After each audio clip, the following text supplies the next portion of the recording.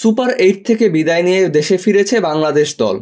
শুক্রবার 28 জুন সকাল 9টায় হজরত শাহজালাল আন্তর্জাতিক বিমানবন্দরে পা রাখেন ক্রিকেটাররা। অ্যান্টিগা থেকে যুক্তরাষ্ট্রের মায়ামি ও দুবাই হয়ে ঢাকায় এসেছে তারা। লিটন দাস ও সৌম্য সরকার অবশ্য দলের সঙ্গে ফিরছে না। তাদের দেশে আসার কথা 29 জুন। কোচিং স্টাফের সদস্যরাও দুবাই পর্যন্ত দলের সঙ্গে এসে যে যার মতো ছুটিতে যাবে। 19 জুলাই তাদের দেশে ফেরার কথা।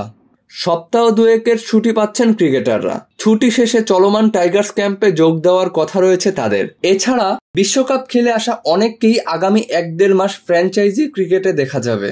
সাকিব আল হাসান খেলবেন যুক্তরাষ্ট্রের মেজর লিগে। কানাডার গ্লোবাল টি20তে খেলবেন শরীফুল ইসলাম, মোহাম্মদ সাইফুদ্দিন ও রিশাদ হোসেন। মোস্তাফিজুর রহমান ও তাসকিন আহমেদ খেলবেন এলপিএলে। এবার বিশ্বকাপে 3টি ম্যাচ জিতেছে বাংলাদেশ।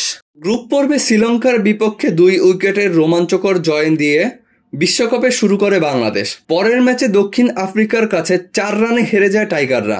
গ্রুপ পর্বে শ্রীলঙ্কার বিপক্ষে 2 উইকেটের রোমাঞ্চকর জয় দিয়ে বিশ্বকাপ শুরু করে বাংলাদেশ।